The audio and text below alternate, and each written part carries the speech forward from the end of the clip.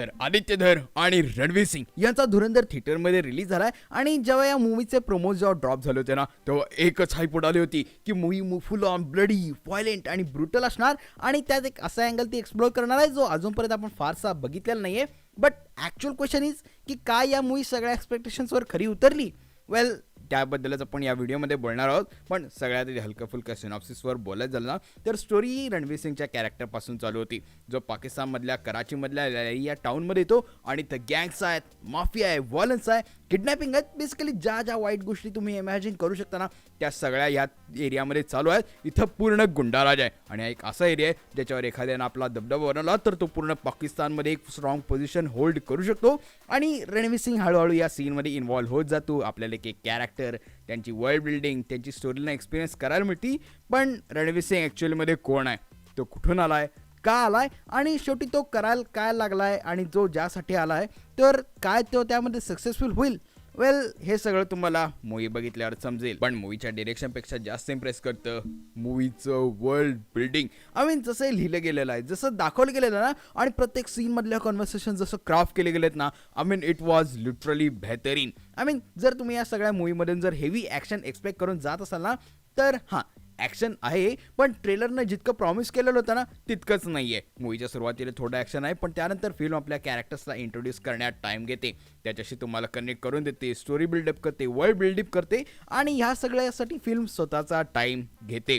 आपल्या पेसने ह्या movie move होती आणि मूवी 3 तासाची आहे. पण पर्सनली मला एकदाही असं वाटलं नाही की मूवी लांब चालली आहे किंवा मूवी अशी स्लो फील होते. I was just enjoying it. पण हे सगळ्यांसाठी सेम नसेल. ऑफकोर्स काहींना फर्स्ट हाफ मूवीचा थोडा स्लो वाटू शकतो, काहींना सेकंड हाफमध्ये स्टोरी कुठं चालली आहे हे लगेच समजणार नाही. पण मूवीज जर तुम्ही कॉन्सन्ट्रेशननं बघत असाल ना तर तुम्हाला याचा स्केल समजेल की मूवीचा वर्ल्डचा स्केल किती मोठा आहे. सो म्हणूनच मी माझ्या एक्सपेक्टेशन्स आधीच त्या लेवलवर सेट केल्या होत्या आणि त्यामुळेच मला ही मूवी फार अशी एन्जॉय करता येईल असं मी म्हणेन. आणि वेल ह्याचबरोबर या मूवीमध्ये ना ॲक्टर्सची सुद्धा अशी मोठी मोठी नावं आहेत. आणि वेल त्यांच्याबद्दल बोलायचं झालं तर अक्षय खन्नाचं ऑरा बिल्डिंग भाई साब नेक्स्ट लेवलवर आहे. आय मीन आदित्य धरनं प्रत्येक कॅरेक्टरसाठी इंडिपेंडंट ऑरा तयार करण्याचा प्रयत्न केला आहे आणि त्यात अक्षय खन्नाचा रेमान डकेत हा कॅरेक्टर नंबर 1 वर येतो. आय मीन हा गडी जेव्हा स्क्रीनवर येतो तेव्हा तुम्ही एक्झॅक्टली कळतं की हे लोक इथं काय करायचा प्रयत्न करतात. त्याचा प्रत्येक डायलॉग, त्याचा सायलेन्स सुद्धा असं एक स्ट्रॉंग ऑरा एमिट करतं.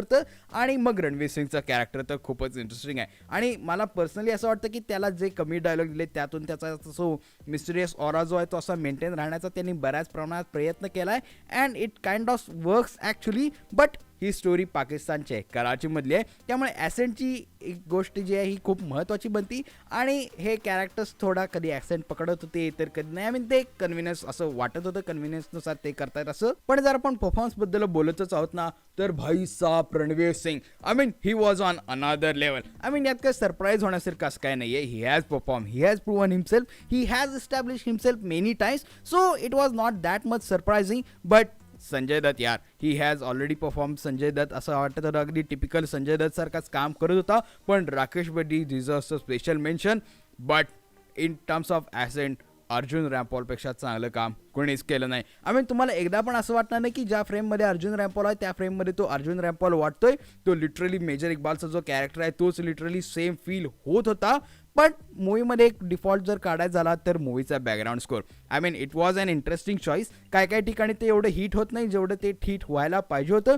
पण काय काय ठिकाणी टायटल ट्रॅकसुद्धा असा बारीक वाजतो आणि जेव्हा एखाद्या सीनमध्ये किंवा ॲक्शन सिक्वेन्सेसमध्ये जेव्हा टायटल ट्रॅक किंवा जो सॉन्ग आहे ते जेव्हा वाजायला चालू होतं की तेव्हा आपल्याला कळतं की okay now it's happening. So yes overall Dhurandhar माझ्यासाठी एक चांगली मूवी होती. पण हां मी गोष्ट सुद्धा सांगेन की मूवी ही सगळ्यांसाठी नाही आहे. फॉर एक्झाम्पल मूवीमध्ये फार जास्त शिव्या दिल्या गेल्यात. आय मीन एकदम ओपनली दिल्या गेल्या एकामागून एक अगदी कॅज्युअल पद्धतीनं. आणि याशिवाय मूवीमध्ये फार जास्त व्हायलन्स सुद्धा आहे. एकदम भरपूर खून खराब आहे, खूप ब्रुटॅलिटी आहे आणि जिथे जिथे ॲक्शन सिक्वेन्स आहे तिथे तिथे एक्सपेक्ट करून जा की हे लोक असं काही वाईल्ड करणार आहेत जे तुम्ही इमॅजिनही केलं नसेल. आणि ऑफकोर्स यामागचे इंटेन्शन्स तर क्लिअर होतेच. पण ह्याशिवाय मूवी ज्या टॉपिकला उचलते तो म्हणजे इंडिया पाकिस्तानचा. आय मीन हा एक सेपरेट मुद्दा आहे. पण इथं आपण पाकिस्तानमध्ये जाऊन तिथल्या गँग्सबद्दल बोलतो, तिथला माफिया एक्सप्लोर करतो, तिथलं अंडरवर्ल्ड एक्सप्लोर करतो. सो हे दोन्ही कन्सेप्ट डिफरंट थिंग्स आहेत. सो जर तुम्ही देशभक्तीची फिलिंग घेऊन जर ही तुम्ही मूवी बघायला जाणार असाल ना, तर ही फिलिंग इथं तुम्हाला ती कमी दिसेल. This is more like gangs of Wasseypur style. I mean gangs of Wasseypur in 1080p असं सुद्धा तुम्ही या मूवीला म्हणू शकता. जसं गँग्स ऑफ वासेपूरमधले तिथले कॅरेक्टर्स, त्यांची फॅमिलीज, त्यांचे इंटरनल डायमॅटिक्स किंवा त्यांचे पॉलिटिक्स जसं आपल्याला बघायला मिळालं होतं ना, ही मूवीसुद्धा जास्त त्या साईडला इन्क्लाइन होते. सो जर तुम्ही घरच्यांसोबत जायचं जर प्लॅन करत असाल तर त्यांना आधीच ही कल्पना देऊन ठेवा. सो आम्ही जर तुम्ही काय वेगळे एक्सपेक्ट करून गेलात आणि थिएटरमध्ये जाऊन तुम्हाला असं व्हायला नको की अरे मूवी काहीतरी डिफरंटच निघाली. सो यस, जर ही मूवी अशापैकी जे इंडिया पाकिस्तानच्या कॉन्फ्लिक्टला उचलते पण त्याला थोडं बॅकफूटवर नेऊन ठेवते. जे काय मुख्य ॲक्शन, जे काय हॅपनिंग्स आहेत, these are completely different happenings in Pakistan, Karachi. हां, पण याचा अर्थ असा होत नाही की मूवी इंटरेस्टिंग नाही आहे. मूवी एकदम भारी आहे, मूवी बघायला मजा येते. आय फुल फ्लेज एन्जॉय दिस मूवी. आणि माझ्यासोबत जे लोक आलेले ते आय मीन त्यांनी सुद्धा ही movie they had actually fun. But it's that की we are in that target audience category. So आमच्यासाठी ही मूवी थोडीफार इंटरेस्टिंग वाटली. सो तुम्ही तुमच्या हिशोबाने बघा. जर तुम्ही या मूवीच्या टार्गेट ऑडियन्समध्ये येत असाल तर ऑफकोर्स तुम्हाला सुद्धा ही मूवी इंटरेस्टिंग करण्यासाठी या मूवीमध्ये बऱ्याच गोष्टी आहेत. पण जर तुम्ही हा पिक्चर बघितला असेल तर तुमचे या पिक्चरबद्दल काय थॉट्स आहेत हे सुद्धा मला खाली कमेंट सेक्शनमध्ये कळवा. आणि त्याचबरोबर आपण या व्हिडिओला आता इथेच रॅपअप करूया. जर तुम्हाला हा व्हिडिओ आवडला असेल तर चॅनलला लाईक करा, आपल्या मित्रांसोबत व्हिडिओ शेअर करायला विसरू नका. आणि जर कुठेही या चॅनलवर नवीन आला असाल तर चॅनलला सबस्क्राइब करून टाका. और वेल, मैं मिलता हूँ आपको अगली वीडियो में, लेकिन तब तक के लिए देखते रहिए वाइल्ड वाइन, SD TV.